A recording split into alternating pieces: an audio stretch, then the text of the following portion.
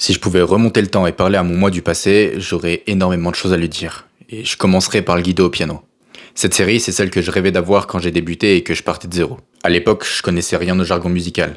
Accords, cadence, degrés, gamme, mode, sixte napolitaine, substitution tritonique, cycle des quintes, modulation. Tout ça, pour moi, c'était du chinois. Je me souviens, en terminale, j'ai pris option musique. Et à un moment, on devait analyser un morceau, et j'ai dit le rythme est rapide, en utilisant le mot rythme comme un synonyme du mot tempo.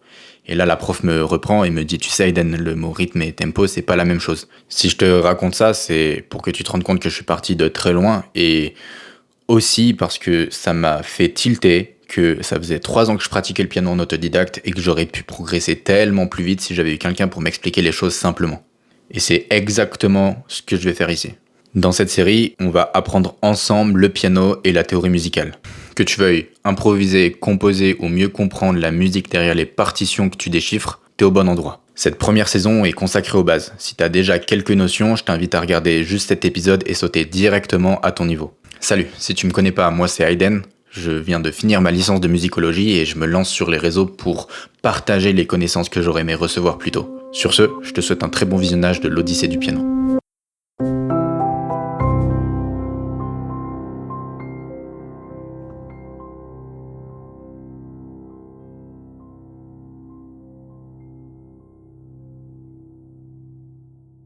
Ok, avant de plonger dans le piano, quand on parle de musique, j'aime bien prendre un instant pour se rappeler de quoi on parle exactement. L'idée avec cette courte introduction, c'est de recontextualiser la musique sur le plan historique, mais aussi scientifique. T'as sans doute déjà abordé certaines de ces notions, mais je vais prendre un angle un peu différent qui va te faire voir les choses autrement.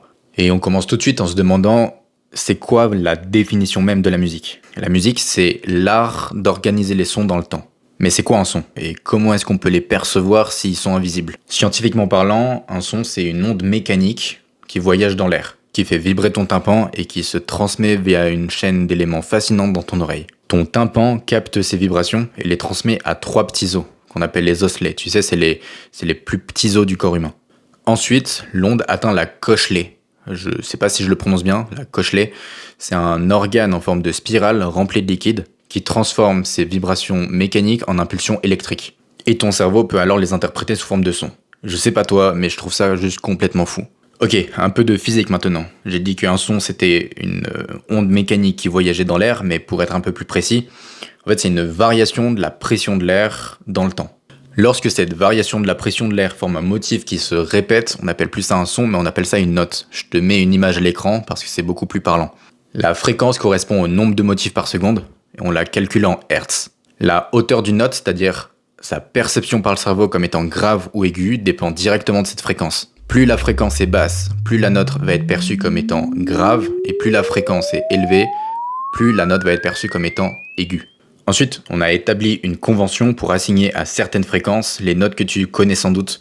Do, Ré, Mi, Fa, Sol, La, Si. Par exemple, un son avec un motif qui se répète 440 fois correspond de manière conventionnelle à la note qu'on appelle La. Bien que l'assignation d'une note à une certaine fréquence ne soit qu'une convention, il existe des rapports de fréquence entre chacune d'entre elles. Et ces rapports de fréquence expliquent pourquoi il existe 12 notes et pas 13 ou 14 ou autres. Si le sujet t'intéresse, je te mets en fiche une vidéo de Science Étonnante qui en parle extrêmement bien. Quand on parle de musique, c'est pas juste une question de hauteur, de grave ou d'aigu. Ce qui rend chaque instrument unique, c'est son timbre. Le timbre, c'est cette texture sonore qui permet de distinguer le piano d'un violon alors qu'il joue la même note. Et c'est d'ailleurs sans doute pour cette raison que tu vas prendre le piano plutôt que la clarinette.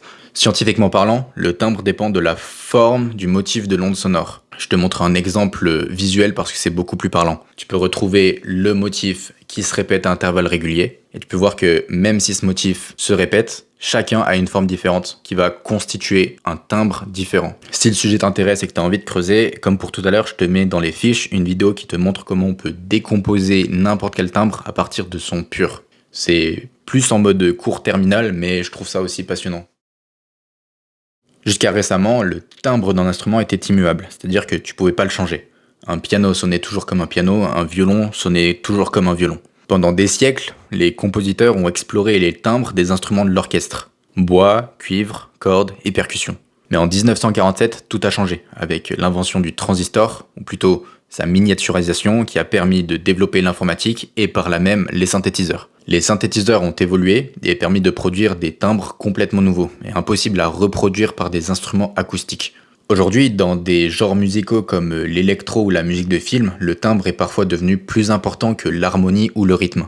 C'est une véritable révolution musicale et ça donne pas mal de fil à retordre pour les musicologues qui essaient de classifier tous ces nouveaux genres. Alors j'ouvre une petite parenthèse juste pour le fun pour te parler de MAO. MAO, ça veut dire musique assistée par ordinateur, parce que aujourd'hui, que la musique de film comme la musique pop que tu peux écouter dans ta playlist passe forcément par un ordi. Sur cet ordi, tu as ton logiciel de musique sur lequel tu vas télécharger des instruments virtuels qu'on appelle des VST. Tu peux voir que c'est très complexe. Maintenant, on peut simuler la synthèse du son. Et tu le sais pas encore, mais je peux t'assurer que pas mal de sons dans ta playlist utilisent ce logiciel. Ah aussi, et je te précise, si tu as envie de jouer des sons électro au piano, fais attention. Comme je te dis, vu que le timbre a une place très importante, c'est possible que ça ne rende pas aussi bien que tu le voudrais. Ok, en conclusion, on peut dire que la musique, c'est un arrangement volontaire de sons ordonnés dans le temps. Mais j'aime bien la définir en 3 mots, ce qui est beaucoup plus facile à retenir. Timbre, rythme et harmonie. Donc tout d'abord, on a vu le timbre, c'est-à-dire le fait de jouer avec les textures sonores. Ensuite, on a l'harmonie, c'est-à-dire de jouer avec les hauteurs de notes et les superposer pour faire des accords. On verra ça dans les prochaines vidéos. Et enfin, on a le rythme, c'est-à-dire jouer à organiser les sons dans le temps. Timbre, harmonie et rythme.